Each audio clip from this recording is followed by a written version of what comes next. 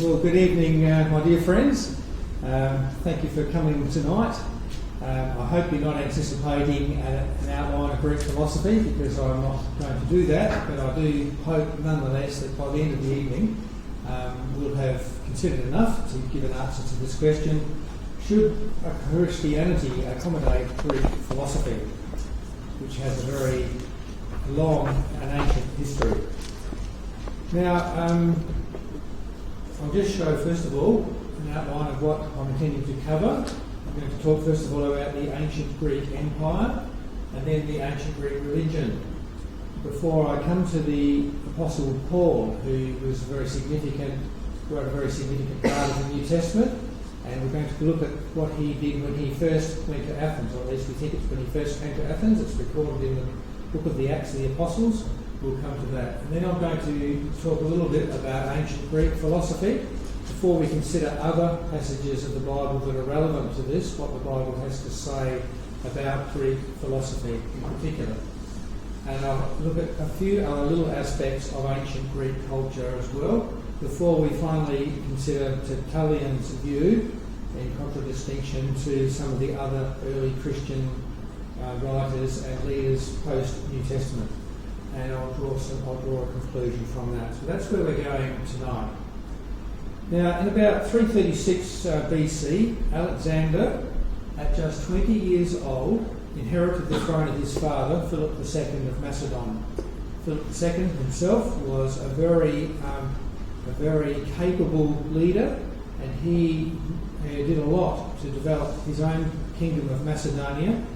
Philip had in fact just united all the Greek city-states behind him, all except Sparta, that is, and united them with his home country of Macedonia. And if I can use the pointer on here, you can see on the map we're talking about this territory over here. Macedonia is up that way, and Achaia, which is the other part of Greece, is down here. So he united that part there. Philip also was very innovative, and he, with very diligent training of the troops and discipline, and formed a new kind of formation here called the phalanx, and a very tightly packed formation of soldiers each with shields and a very long spear. And because they were all together across here, and then row after row behind them, so they presented a very formidable obstacle to their enemies. And I understand that they were the first to adopt this kind of principle, working it out from logical basis as to how soldiers ought to go about their business and how they could defeat the enemy. Anyway, Alexander inherited the little kingdom of Macedonia with these Greek city-states in about 336 BC. He was only 20 years old, but he was a brilliant, inspiring, energetic military leader who in just 13 years of his reign conquered all that vast territory.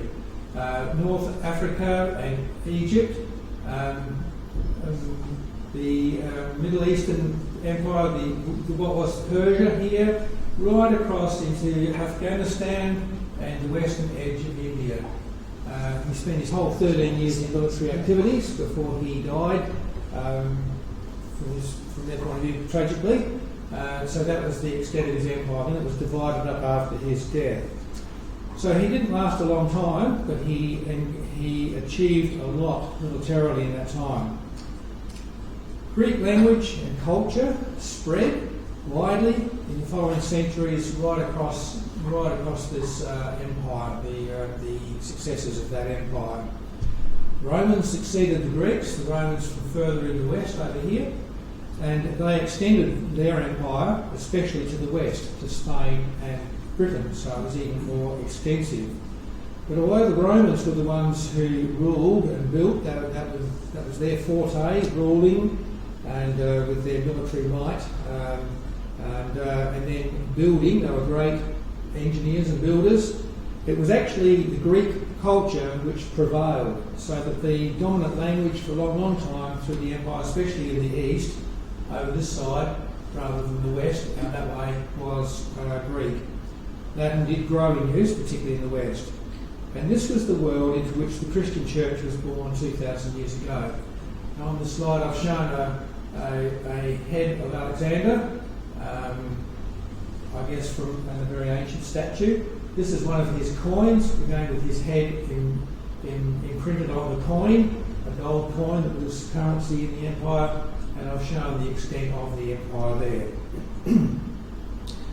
Now, I want to consider not just philosophy, but something more broader than that about the Greek culture, which, as I've said, was the prevailing culture for a long time, and the culture that prevailed over most of the empire, the birth of the Christian church. The Greeks had a multitude of gods, a whole pantheon, and they had numerous popular, entertaining stories about them. Shown there a painting, not from the Greek times but later, showing a whole lot of the Greek gods. That was by no means all of them, but you can see how human they look. And here are statues of all the Greek gods. The most important one perhaps was Zeus here. And this female goddess is Aphrodite, the goddess of love. At the top you can see a photograph of the Parthenon, which was one of the most spectacular temples right at the peak point in Athens. It was by no means the only temple. In all the Greek colonies, every Greek place, there would be temples built, multiple temples. This was typical of their temples. Now their religion was actually fluid. And as they encountered other ethnic groups in their empire who had their own gods, the Greeks quite readily incorporated these new gods into their own pantheon, or alternatively they found a correspondence between that god and one god that they already had, so it would end up with two names because they very largely overlapped. They had no trouble doing that. The Romans did much the same. So for a lot of the Greek gods, there's an equivalent Roman name for the Greek god. The only serious difficulty that the Greeks and then the Romans had in this regard was with, guess who? The Jews. So all the other peoples, that was fine, their background, they could do this with the Egyptians. The Egyptians had a multitude of gods and so on. But the Jews they had a great difficulty with, and this was a major sticking point with incorporating Jews into their empire. And this was because the Jews, unlike everybody else, they acknowledged only one God. There's only one God, the Creator, and He was their God in a special sense in that He revealed Himself especially to them, but He wasn't just their God like all the other nations having their gods. He was also the God of the one God of the whole universe who created everything, and they acknowledged only this God. And furthermore, they regarded all other so-called gods as nothing at all, and even less than nothing, because they regarded the worship of these other so-called gods as evil. So this set them apart from all the others. But I've wanted to outline something about the Greek religion, which was religion was a very powerful factor in their world, as it has been in most societies throughout history. It's only in the modern age that there's apparently no religion, though I would dispute that. But many people in the modern West will claim that they do not have a religion. Now, the Greeks were proud of their learning too, their wisdom, their philosophy. Philosophy itself is a Greek word composed of two Greek words, philo meaning love and sophia meaning wisdom. So it was a love of wisdom, and the Greeks had a great delight in their philosophy. They were very interested in investigating many things and reasoning about things and trying to understand how the world ticked. They discussed and debated and codified all this learning. They've been doing this for hundreds of years, even by the time the New Testament was written. They venerated their greatest thinkers, the philosophers, and they've been doing it for a long time. Athens was the very centre of Greek wisdom. It was, if you like, the Oxford or Cambridge or Yale of its day, but more so because it stood head and shoulders above any other rival organisation. It was the centre of worldly learning. It was the centre of philosophy. It had been for a long time, hundreds of years by the time the New Testament comes to be. It's the pinnacle of learning. Okay, now I want to get into the Bible because we read about where Athens is first mentioned in the Bible. It's in Acts chapter 17 and verse 15 and following that. So I want to consider this because this is very significant, the way in which Athens first comes into the Bible record. It's during the second great missionary journey of the Apostle Paul, who was appointed by the risen Christ to take the gospel into the whole world. He became especially the apostle to the Gentiles, non-Jews, although he did also preach everywhere he went to Jews first and then before he turned to the Gentiles. But he was a very vigorous preacher over a long time, and he went many places in order to take the gospel. And in Acts chapter 17, this is the point at which Paul reaches Athens. He'd just come down from further north from modern-day Greece, from Philippi and Thessalonica and Berea, and he's arrived in Athens. He's on his own at this stage, and he's waiting for some of his companions to come and join him, which they did very soon after. So let me just read from this passage here. In Athens, he encountered a number of Greek philosophers, and two particular schools of philosophy are mentioned here in this passage. So let's read it.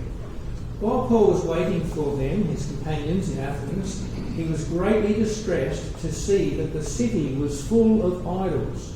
So he reasoned in the synagogue with both Jews and God-fearing Greeks, that is, people who are non-Jews but who are keen to learn Jewish ways and very interested in the revelation of God through the Hebrew Scriptures. So that wasn't very many non-Jews, but there were some who were associated with the synagogue. So he goes, as it was his practice, he goes first of all to the synagogue and he reasons with the synagogue, in the synagogue with those people who are there, as well as in the marketplace, day by day, with those who happen to be there. So he's going about his preaching work. A group of Epicurean and Stoic philosophers began to debate with him. Some of them asked, "What is this babbler trying to say?" Others remarked, "He seems to be advocating foreign gods." They prick up their ears at that. They said this because Paul was preaching the good news about Jesus and the resurrection.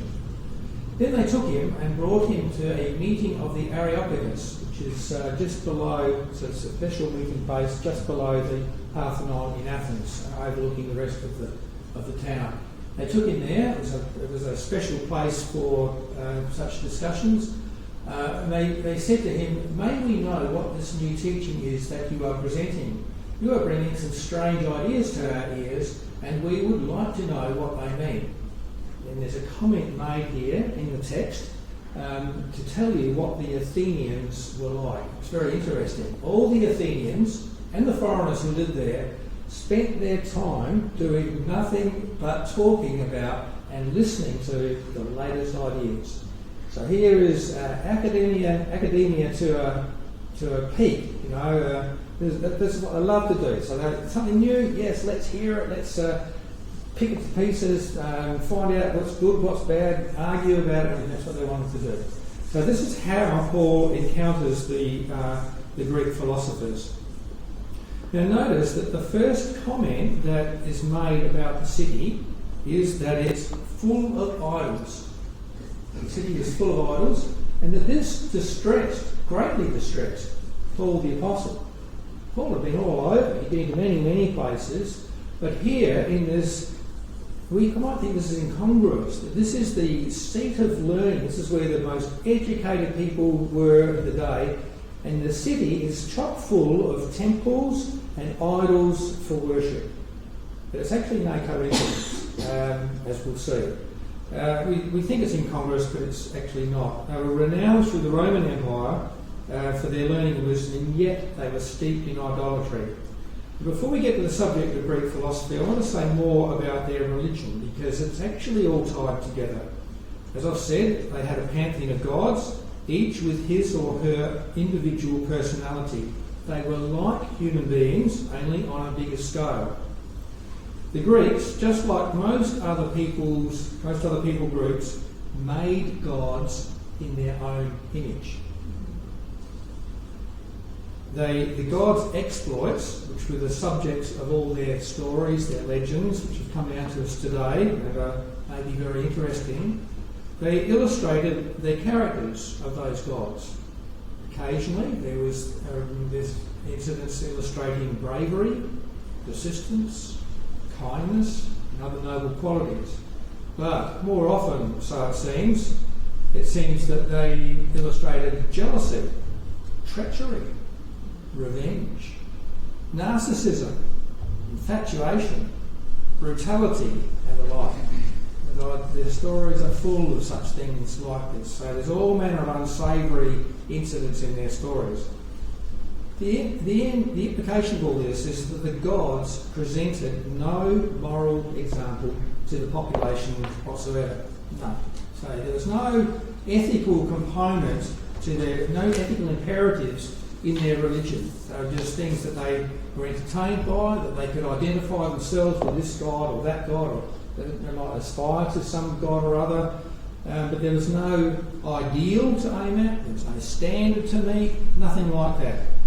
What a contrast this is to the religion of the Hebrews, and then the religion of the Christians, which came out of the Hebrew religion, where we read in Genesis chapter 1 verse 27 that God created man in his own image, and he made human beings to be like him.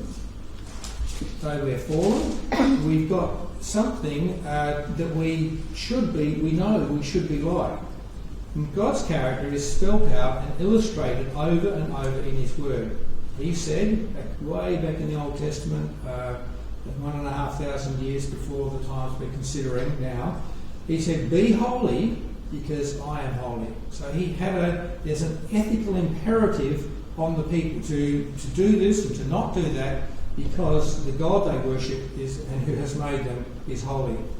There is an ideal, there's a lofty goal, unobtainable or almost unobtainable, something to aspire to, something to emulate, and it's good, and it's wholesome, and it's life-giving for each individual and for society as a whole. Now, idolatry, on the other hand, which was, as we've seen, is rife in Athens and Greek's culture generally, in the Judeo-Christian view, idolatry is false worship. It's the worship of something or some things which are not God at all, and so it's actually rebellion against the true God. It's not just neutral. It's not just aesthetic and all the music and the art and everything that might go along with that and other cultural things. It's actually rebellion against the true God in the Judeo-Christian view. Idols themselves are nothing but wood or stone, the material from which they've been made by human hands. Even if they are works of art and decorated with precious stones and things, they're nothing but wood or stone. But behind the idols, so the Christian record says, and the Judeo-Christian record says, behind every idol are actually evil demonic powers, with whom the worshippers become bound when they go about their worship, and they participate together in evil. So it's not just something that can be lightly considered. I've got a quote for that which we could refer to later if we need to. Okay, so you can see that idolatry, which is a very big part of Greek culture, we've seen just that that's very significant, and we've seen some of the aspects of it. One further point about the Greek religion: prostitution was regularly associated with the worship of these gods, as it was with Canaanites and other people groups. Prostitutes, male and female, lived in or near the temples, and sexual relations with these prostitutes was considered a part of the worship of these gods. quite normal in their society for men to do this. Sexual relations outside marriage were considered normal and acceptable in their society. We read only just recently that a Greek man would especially want a wife. He'd want a legal wife, so that she could, and the reason he wanted that wife was so that she would bear a legal heir, so that he could pass on his name and his fortune, if he had one, to his son, and they would go on their family line. But for the sexual pleasure, he was at liberty, felt at liberty to engage wherever he wished. It was the temple or down the street, wherever. That was considered quite acceptable in Greek society and Roman society as well. Now, of course, I recognise that prostitution and sexual activity outside marriage has been around since the year dot. It's been in every society, it's always there. But nonetheless, there's a vital difference between Hebrew society and later Christian society and all the others. In Hebrew society, such activity, prostitution and sexual activity outside marriage, was unlawful, it was proscribed, it was considered evil, unholy and detrimental to human well-being, even though, from time to time, it was tolerated. It could never be fully stamped out. But in a Greek society, in this Greek Empire, the Roman Empire, it was far more than just tolerated, it was just part of their culture, part of their religion. So you can imagine the effects on marriages, families, and society where Greek ways prevailed. Now, just as an aside at this point, I'd like to say that the status of women is a big concern today in Western society. It's much talked about in Australia and elsewhere. And I just want to say as an aside, probably something for another time, that the status of women will never be higher than where faithful monogamous marriage between one man and one woman for life is upheld, and where sexual intimacy is limited to marriage and forbidden in every other situation. But it wasn't like that in the Greek Empire and with Greek culture. Okay, now I've said a lot about Greek religion before we get into Greek philosophy as such, and I've said this because the two are inextricably linked. Okay? Now, I want to get now into... hang on, just before we go on there. I want to just tell you a bit more about Paul, the Apostle. It is said that after Paul had been in Athens, he was... the response was very discouraging, so we're told, in this great city of learning, and that Paul was emotionally shattered when he left Athens and went on, after maybe just a couple of weeks, he went south from Athens to Corinth, which was a very different city. It was a port city. It was known as a very immoral city. It was a very lively and non-academic city. Okay. Anyway, Paul, he'd been in Athens, and it's said that he's shattered emotionally because Paul himself was a man of great intellect. It's quite obvious from his writings, and he was a man of great learning too. And then in Athens, he was amongst the wisest of the wise. Some say that his speech, which is recorded in Acts chapter 17, and I have omitted that, but it's from verse 21, which is the last verse in that section there, between verse 21 and 32, that's Paul's speech, or at least an outline of his speech that he gave to these philosophers in Athens. It's said that his speech was designed to be intellectually satisfying. It's a bit different from Paul's other speeches as recorded in the book of Acts. And Paul even quotes Greek poets, which he doesn't do on other occasions. It may have been because he's got this particular audience in mind. And it does appear that there was only a small response to his preaching in Athens. There's certainly no letter of Paul recorded in the New Testament to the church at Athens. In fact, there's no mention of a church of Athens. There is at Corinth, there's the church of Corinth, there's a church of Rome, there's a church of Philippi and lots of other places, but no church of Athens in New Testament times anyway, and there's no letter from Paul to such a church.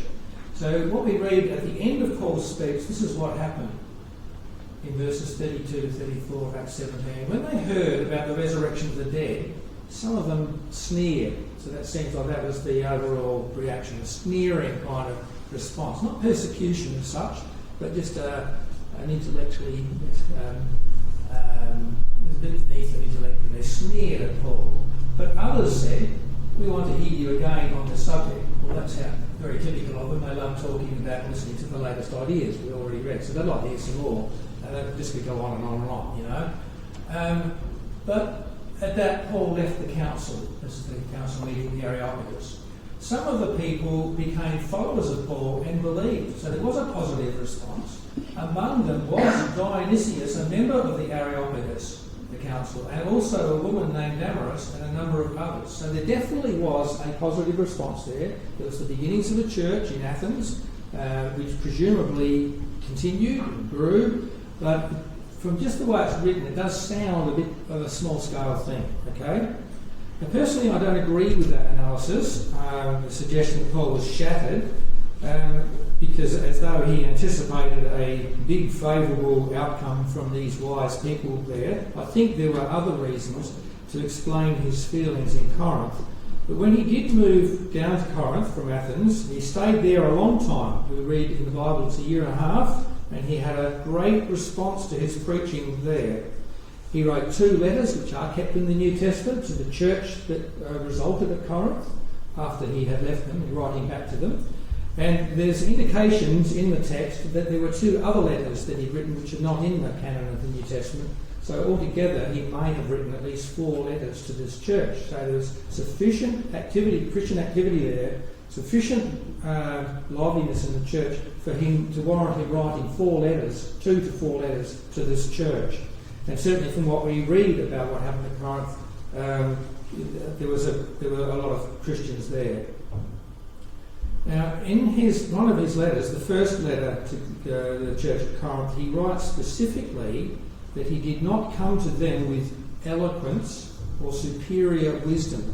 Now, people have read into this that this is a comment on how he was previously in Athens, and now he's doing something different. He's come to Corinth with it in a different manner altogether.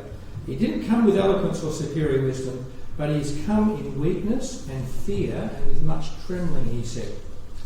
Not with wise and persuasive words. You see how all these things could be a reflection either of his approach at Athens or of the people in Athens, and he's limiting himself to just preaching the bare gospel without fancy words, without rhetoric, which was so much valued by the Greeks.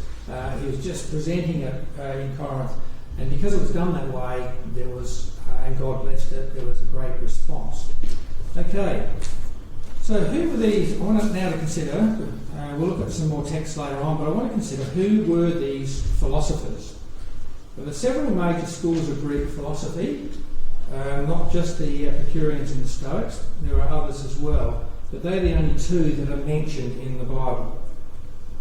Now, just briefly, I'll just summarise a few things about philosophy without giving you a complete outline of Greek philosophy.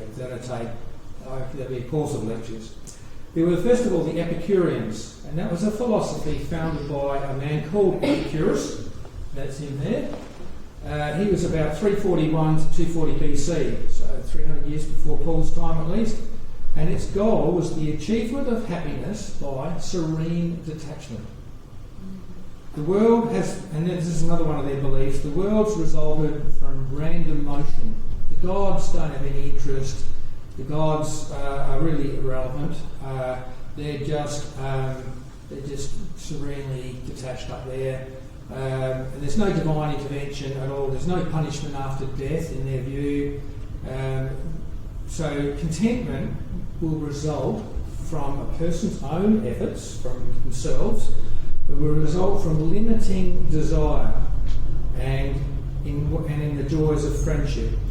Now, over time, this school changed somewhat, and it became a perversion of the original teaching became the pursuit of extravagant pleasure in the quest for happiness.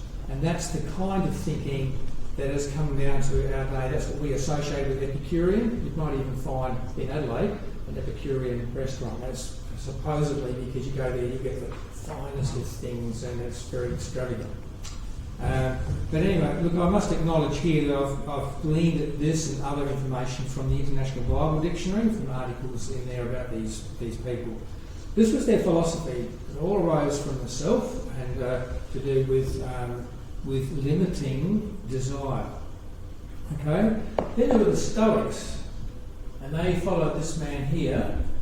His name's not Stoic, but it's the name Stoic comes from a place in Athens. Yeah, you're right. It is. It is Zeno, and he lived 335 to 263 BC.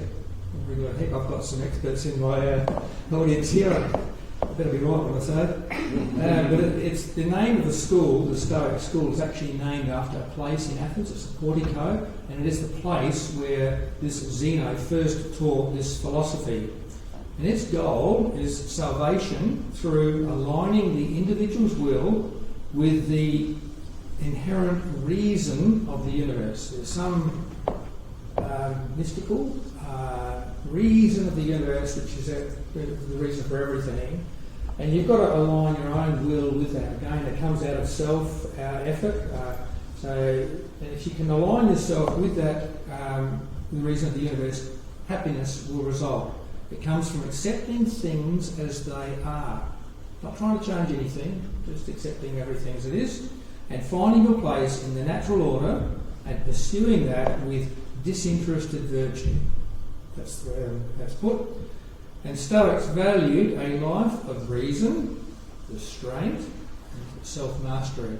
So Stoic too is a word that's come down into our modern language to describe someone who's very resolute and just accepts everything as they put up with anything, however things are. Now there were several other schools. Perhaps two of the more notable ones was the Cynic school. Cynic is actually named after a gymnasium in Athens, and the philosophy came from the teaching of two people. I think this is the first one. Oops. What did I do? Go forward. Hang on, go forward again. What am I? I've done something. Oh, hang on. I'm doing the wrong one. There you go. Sorry. That one there is Antisthenes, and there's another fellow, Diogenes. And its main feature was the renouncing of all material possessions. So I think these were the original hippies or swagmen or something. They had nothing and they just bummed around. The cynics, were they? They were the cynics. They just were cynical about everything and didn't have any regard for anybody else. The emperor included. There's an interesting story about, I won't go into all that. We don't have time. And the fourth school was the skeptic school. And this was the philosophy taught by Aristotle. And the essence of this is that you can't know anything for certain. That's basically, you're so sceptical about everything. You can't really know anything. But what it's only you, So all of them, they were all quite interesting. And there were many other schools too. Now I'm currently reading a book which I'll mention. It's called The Cave and the Light. It's by Pulitzer Prize finalist Arthur Herman, who's written quite a number of scholarly books on other history. But the subtitle is Plato versus Aristotle and the Struggle for the Soul of Western Civilization. So, go to the next slide. This actually, a bit of this photograph, a bit of this painting is on the front cover of his book. But this is a very famous painting by a Roman called Raphael in about 1510. It's called The School of Athens. And what this is showing here, and what this book's thesis is that all philosophy since those days has been essentially a contest between two great Greek philosophers. Now, the first is this fellow here on the left, that's Plato, who was himself a student of Socrates. Yep. And then his student was this fellow here, Aristotle, who was in this fellow's school or academy, but who rebelled against. At the end of all his learning, he decided, no, that wasn't right, and he developed his own philosophy. So you can see in their attitude, their physical attitude, this one here, Plato's pointing up, because he was the fellow who believed in forms, what they call forms, a kind of a world of the intellect was all in the head, and everything that mattered more than the physical world. The physical world, in a way, was an illusion. What the reality was is, I don't know how to describe it. So there are ideal forms up there. Ideal forms. Everything That's down right. here was fucking perfect. Yeah, that's right. So he had this idea, and in the book, the title of the book, this is the fellow that's to do with the light. So, whereas he thought that others were in a cave. Okay, so this is a picture of the schools of philosophy. Aristotle came along and said, no, that's all wrong. That's not really there. The only thing you can do is to measure things. You look, you see, you get evidence, and you deduce from that certain things, and everything is built up from that.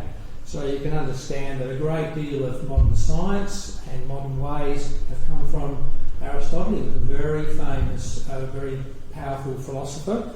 And then all these other people around, and the actual picture is bigger than that, there's even more people, are all the other philosophers of Athens. It's the school of Athens, and they all, to varying degrees, are influenced by one or the other and continue in the line of one another. So these are the schools, and this is what Athens was famous for. It was all this collection of knowledge and the wrestling of one group against another, the mental wrestling, and trying to define more carefully this and that and so on. That's what they were all about.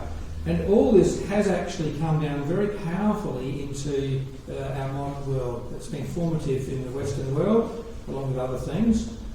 Sometimes too much is made of this, but it definitely links to our modern world. Now, I have also read, years ago, I read another book which was more entertaining. I did finish this one. Sophie's World. I wonder whether any of you might have read that. It was a bestseller 10 or more years ago. It's translated, I think, from Norwegian, believe it or not. It's written by Justine Garder, Garder. And it's a novel, it's a story, which is entertaining in itself, but within it there's actually a history of philosophy. It's quite interesting. I found it that's not my field, but I found it quite interesting to have it presented in an easy form what all these philosophical arguments were about, starting with the Greeks and then all down through the centuries. So it's something like an adventure in philosophy. It's an international bestseller. So that's quite interesting. But both books show how ancient Greek philosophy has greatly influenced Western civilization. As I've said, there are other schools too. They're all competing for publicity, notoriety and followers. And just quoting from the first book I mentioned, he says, every Hellenistic philosopher insisted that life was about the soul's search for the one crucial thing it did not have, but which, once it was found, would make it happy. But what was that one thing? And that's what they're all arguing about. Now, all this actually reminds me of ancient wisdom in the Bible. The great wise man Solomon wrote some of this 3,000 years ago. He wrote that this is a book of wisdom in the Bible, and in a way it's trying to present the world without, apart from reference to God. For a certain part of it, he's leaving God out of the picture and just considering where people are in the world as it is. Okay, but he can't be left there. He says he's seen the burden that God has laid on men. God has made everything beautiful in its time. He has also set eternity in the hearts of men, yet they cannot fathom what God has done from beginning to end. So of themselves, no matter how clever they are, how much they reason, they can't work out what God has done from beginning to end. And then he goes on, I know that everything God does will endure forever. Nothing can be added to it, nothing taken from it. God does it so that men will revere him. And then he says,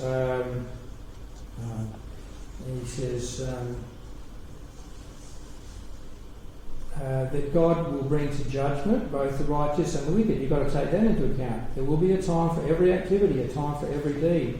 I also thought, as for men, God tests them so that they may see that they are like the animals. Man's fate is like that of the animals. The same fate awaits them both. As one dies, so dies the other.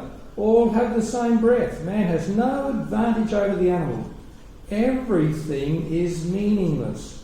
All go to the same place, all come from the dust, and to dust all return.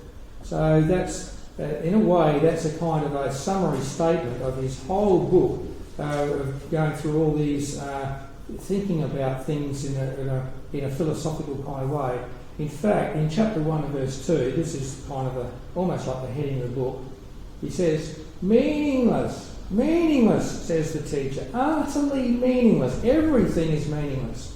So when he puts limits on what he's considering coming into his thinking, everything's meaningless. In the old version, the old King James version, it said vanity, vanity of vanities. Okay, and it seems to me that all these philosophers, as clever as they are, and as much as they devoted themselves to thinking and codifying all this, they're all actually groping in the dark because they each, in their own particular way, thought they could find ultimate meaning from their own reasoning ability. Now, they may have had enormous reasoning ability, they may have been exceedingly intelligent, but because they don't think they need God, and they're not seeking God, they're not receiving His word, they're self-reliant. And God has He's quite deliberately made all such human endeavours futile.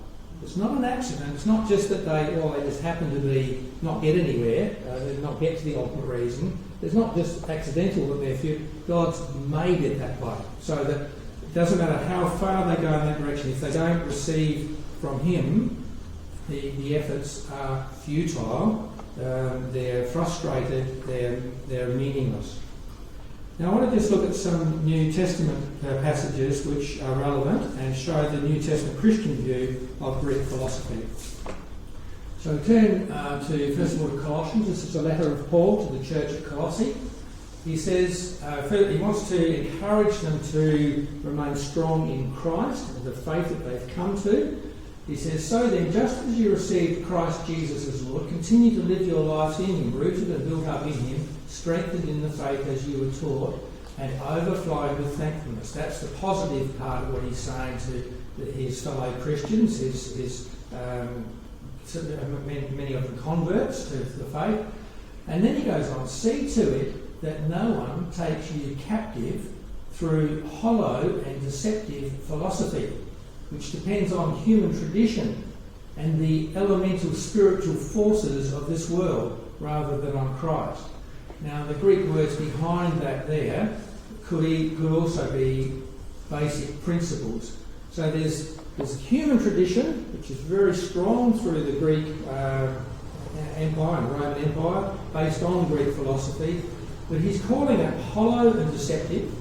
He says it's going to enslave people, and it's based on human tradition and basic principles of this world, and they're not based on Christ. So Christ is on one hand, and all these traditions and maybe even spiritual forces possibly are on the other hand.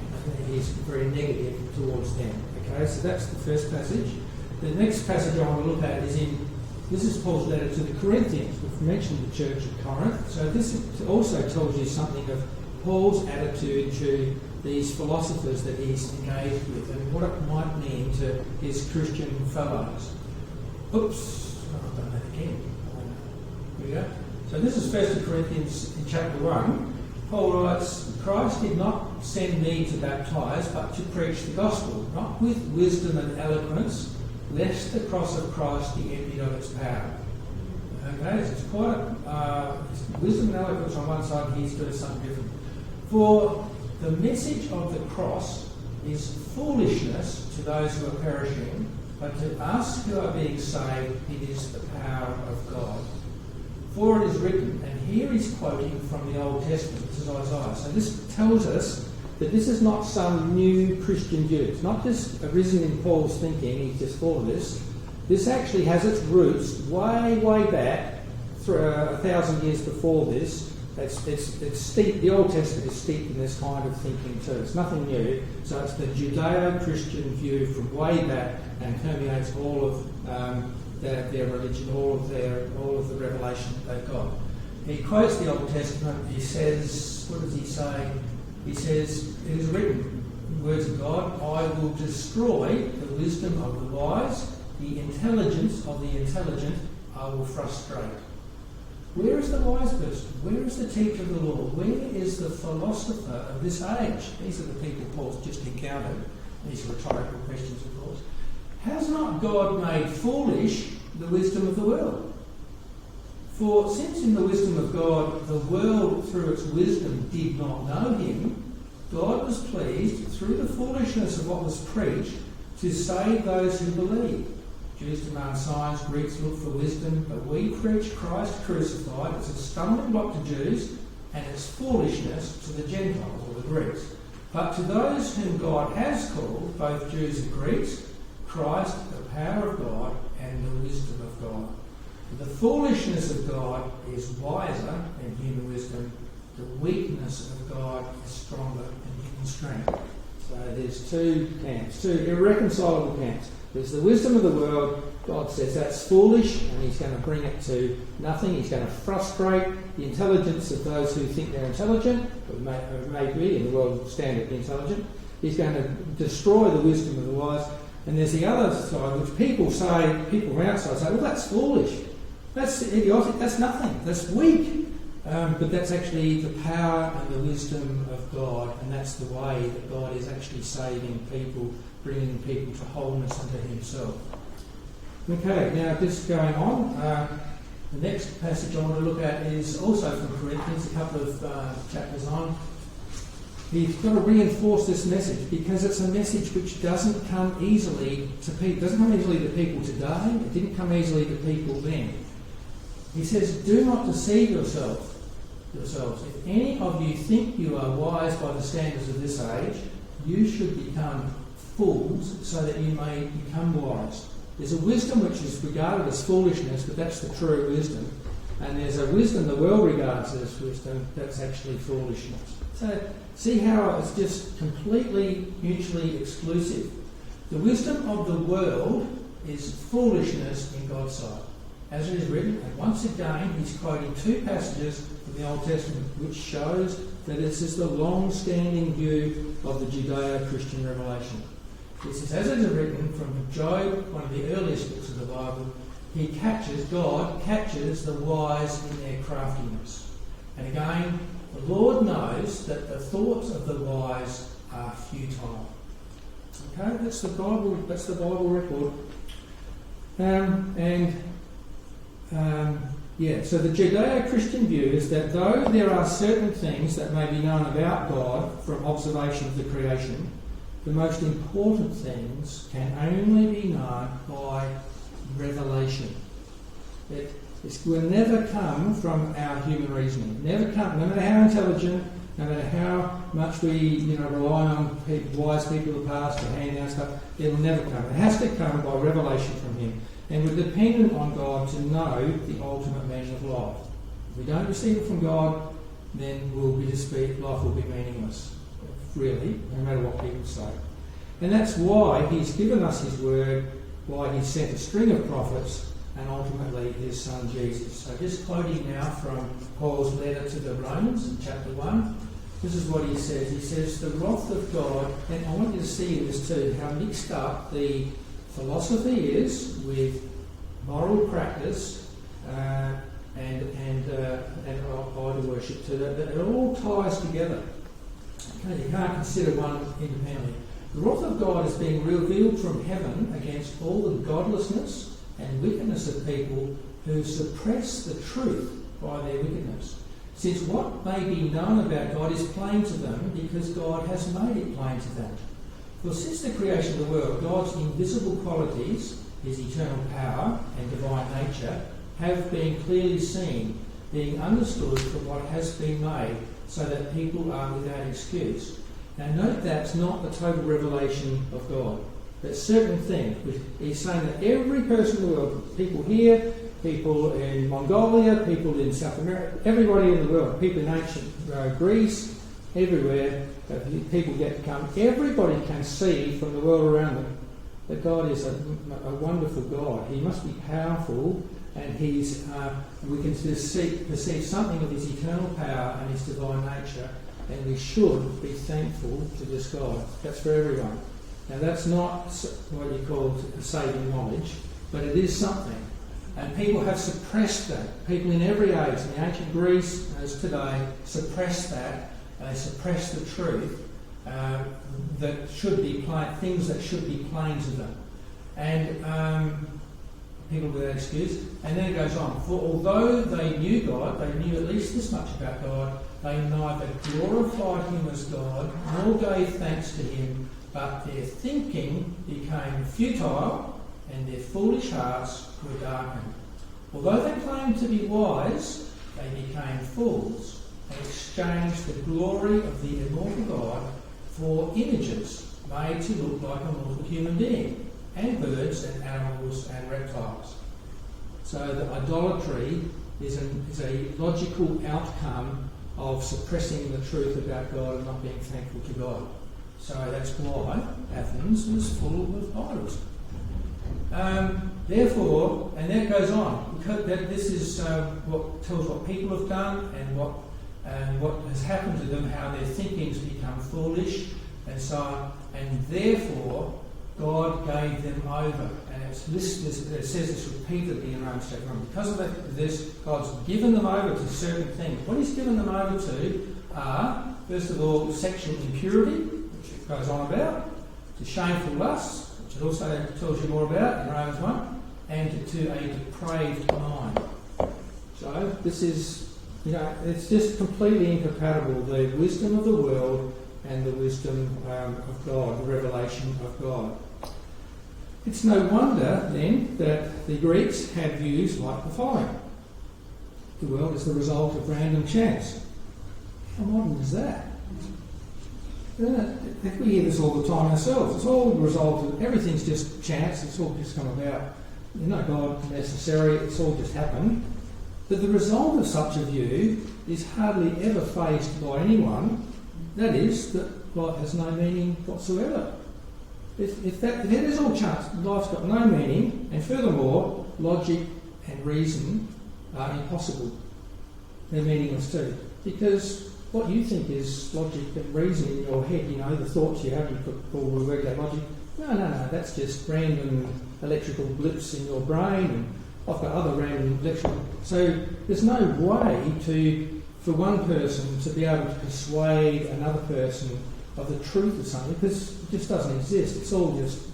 Everything actually is just a result of random chance. So that's another subject altogether. But anyway, the Greeks had a view that the world has come about by random chance. It's quite widespread amongst them in certain schools, and it's very modern. There's no divine guidance or intervention.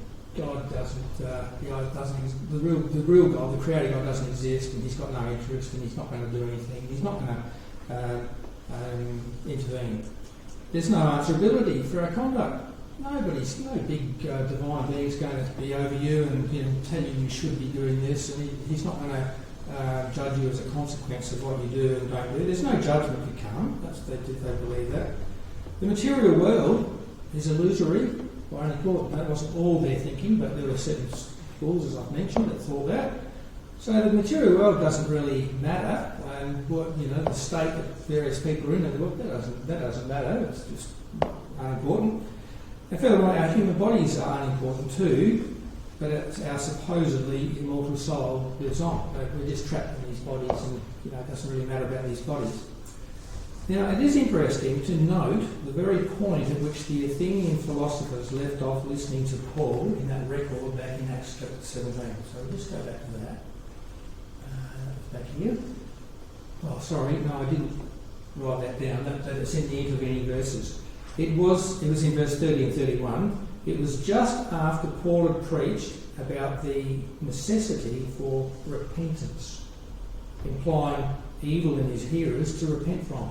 He's really telling them, look, you are evil and you need to repent of this, that and everything else.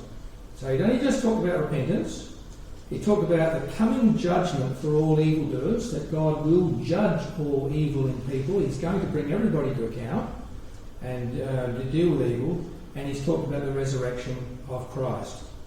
And the outcome was that some of them sneered, though others wanted further teaching, and a few believed. That's the typical response. Now, because Greek philosophy was so highly regarded throughout the civilised world of the first century, Christian evangelists and the Christian church were bound to interact with it. I've already shown the attitude of the earliest Christian writers in the New Testament. I think this is the most important to consider.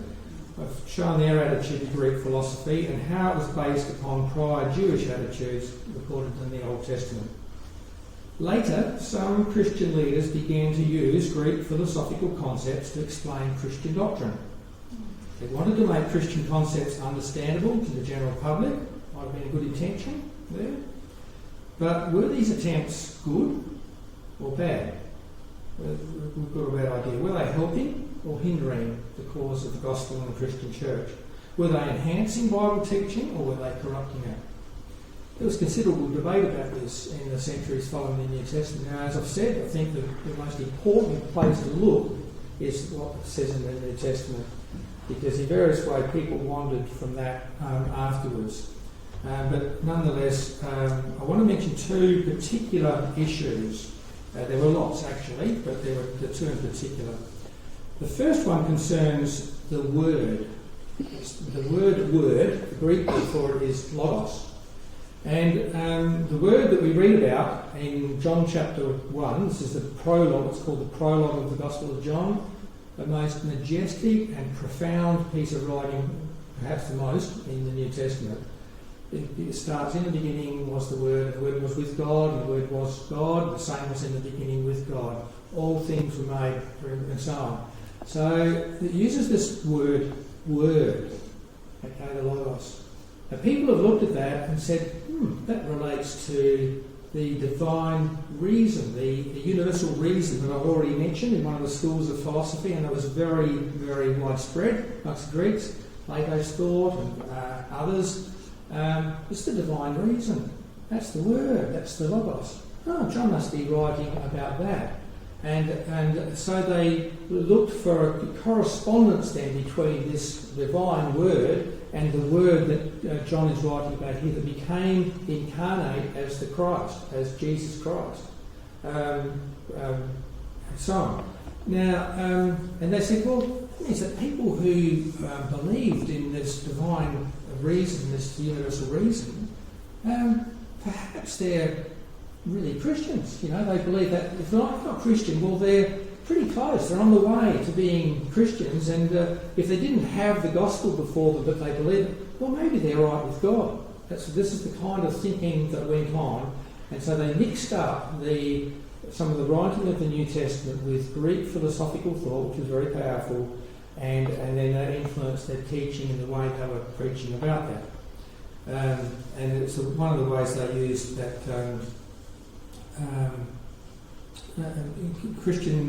Greek philosophy was introduced into Christian teaching and did in certain circles become very, very prevalent. Okay? Now those who go down that path, and this has been, the commentators have done this all to the current day, seeing a background to John's writing in that. Now it may be that John particularly used that word logos, unknowing that there was this use in the Greek world, but its real background is in the Old Testament. Its real background is there, and I haven't got time to go into all that tonight, but that's by everything in the Old New Testament is rooted in the Old Testament. That's where we should automatically go to find out, to understand the background to anything that we encounter in the New Testament. And that's the most important background. And the impact that had on the church was was generally negative, mixing up Greek philosophy and Christian faith. Now, a second issue that I'd just like to bring to you concerns the relation between the material and the non-material things, or perhaps spiritual things. Many schools of Greek philosophy had a negative view of the material world and of our physical material bodies. They said that doesn't really matter, that's not the real stuff. Real stuff is the spirit world, and where my real self is spiritual, and I'm actually just momentarily inhabiting this body. And the body itself is a bit of a prison, and it would be better if we didn't have it because I get harms from my body and everything. They had a negative view about our human bodies. They had a negative view about material creation as well. And this led to either indulgence, to say, well, it doesn't matter what you do with your body, so you want to eat, drink and carry on. And because that doesn't, what happens there on that level is not much importance. What really matters is the soul and the spirit. Okay, so either led to indulgence, or on the other hand, to asceticism, that they said, well, you've got to just completely suppress any bodily desires to eat, drink, or do anything. Led to that. It could lead to the neglect of bodily needs, and it certainly led to unconcern for the suffering of others, because, well, that's not really important, all that stuff. The ancient Greeks believed in the immortality of the human soul, that the real person was only contained temporarily in a body. Now, all this contradicts Bible teaching from beginning to end. The teaching in the Bible is that God created everything and He created it good. There's a reason why we live in a fallen creation, but God created everything good. So everything about the material world of itself is good. It's been created by a good God. It's functional, it's purposeful, it's beautiful. And the material world in the Judeo-Christian view matters. God has made it, it matters. And that our physical bodies and what we do with them matters. It's important. How we treat our bodies, what we allow our bodies to do within ourselves and with one another. And the other teaching there too is that human beings are mortal, and we're dependent on God always for our life. From moment to moment we're dependent on God. There's nothing immortal. They had a view that we existed from all time and were kind of incarnated at birth, and that we would go on and on. And you can see that this view has penetrated the Christian church to a very deep extent, and is it is contradictory to Bible teaching about human mortality, and that the future and that the hope is very much allied with the material world. Now, I won't go any further into that, but there are two aspects where Greek philosophy has had a very negative effect on Christianity over centuries. As I've said, there was a wrangle in the early centuries over whether and to what extent use could be made of Greek philosophy in explaining the gospel. Some were quite willing to do so, while others were opposed. One notable early Christian father was, we've dealt with that, haven't we? Yes, and that. Oh, that too, yeah. I want to come to that. One of the early Christian fathers was Tertullian, and he lived in about 155 to 240 AD. He was from Carthage in the Roman province of North Africa. He was a very conservative Christian scholar. He wrote a lot. He was one of the first to write largely in Latin, so he's left quite a body of works written in Latin rather than Greek. And he had this to say. He said, what has Athens to do with Jerusalem? What has the academy, which was the school set up by Plato, and lasted for hundreds of years, what has the academy got to do with the church? And they're rhetorical questions. He's wrote a lot about all this, which I won't now go into, but his rhetorical questions really mean that, in his view, there is no good relation between the wisdom of the world, represented by Athens, the pinnacle of worldly wisdom, and the wisdom of God, which is embodied in the Christian church and represented by Jerusalem and believed by the church. Okay, so he's really saying the two are just incompatible. And I think, from what I've presented already, that it's clear, it's my view, that Tertullian is really in line with the New Testament writers. That's what matters. So I'm not now going to go and consider what other early Christian writers said. There's a lot of good in other Christian writers, but there's also a lot of mixture when they've introduced Greek philosophical concepts. Now, all this is not just a matter of ancient history. You might think, well, this is 2,000 years, what does it matter what these Greek philosophers thought about? Well, our Western civilization has inherited a great deal from Greek philosophy. Greek philosophy has given us democracy, which may seem to be good. It's given us the scientific method, which may also seem to be good. It's had some good results, amongst other things. It's elevated the concept of individual liberty. This may seem to be good too, perhaps. But it does not recognise God the Creator. It ignores God the Judge. It ignores his revelation, his word. It assumes that man, capital M, man, is the measure of all things, and that man has it within, that we have it within our own power, our own ability, based on human reasoning, human thinking, to solve all problems, to overcome all injustices, and to reach perfection, divine, or whatever we like to call it. Human wisdom, in the flow of things from the Greek philosophers, human wisdom puts God down, actually. It displaces him, it elevates other things in his place, in particular the human self. And that's actually idolatry. Idolatry isn't just, these stone images and that back in ancient Greece. We don't have those today, except in museums and things. We buy them as works of art and everything. But idolatry is not just that. It's actually putting anything in God's place, the rightful place of God. And it's actually the ultimate idolatry, of which all the ancient forms and the modern pagan forms are but partial aspects. It's all idolatry. And human wisdom, too, today as ever, is closely associated with immorality. It justifies immorality. Immorality, all of it, is ultimately harmful to those who engage in it. It's harmful for individuals and for societies and has many victims. The wisdom of the world is huge in extent, it's vast, it's very mixed, but ultimately it's opposed to God and his wisdom. According to the Bible, this is back in Proverbs, 3,000 years old, that says, the fear of the Lord is the beginning of wisdom, and knowledge of the Holy One is understanding. Proverbs 9 verse 10. And again in Proverbs 13 verse 33, the fear of the Lord teaches a man wisdom. Now, I'm not going to go into what this fear of the Lord is. It's not a cringing anxiety. It's much more to do with respect and ultimate honouring God for whom he is. It's something wholly positive. But the fear of the Lord is also not only the beginning of knowledge and wisdom, it's also the end or the goal of true wisdom. This is a quote from Ecclesiastes, which I've referred to already, the work of Solomon. He says, here is the conclusion of the matter.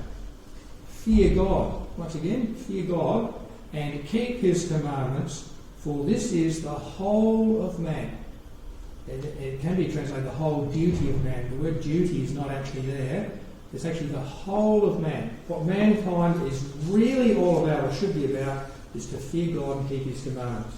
That way we'll have success and we'll have satisfaction and ultimately glory. As I've said, I'm not going into what fear of the Lord is, other than that it's wholly positive and good, and it's to do with gratitude and thanksgiving for all that God is. So I think we can see clearly that there's a wisdom of the world and the wisdom of God, and these two are opposed. And I think just in summary of those points there, ancient Greek philosophy was inextricably linked with Greek religion, morality and culture. Our modern Western civilization is substantially derived from Greek and Roman sources, although not all of it comes from there. A lot of it actually comes from the Bible, from the Judeo-Christian record. That too has had a big impact on Western civilization, even if it is being countered more and more. The wisdom of the world, ancient and modern, is opposed to and opposed by the wisdom of God. The world's wisdom is ultimately futile and lifeless and will be brought to nothing by God. Christians should be very careful how and to what extent we use the wisdom of the world. God's word and his wisdom endure forever and result in life and fulfilment and satisfaction. So that is where I'd like to leave this address in that conclusion. So that's, the end result of that is, so we ought to read God's word and obey its instructions. Thank you for your attention.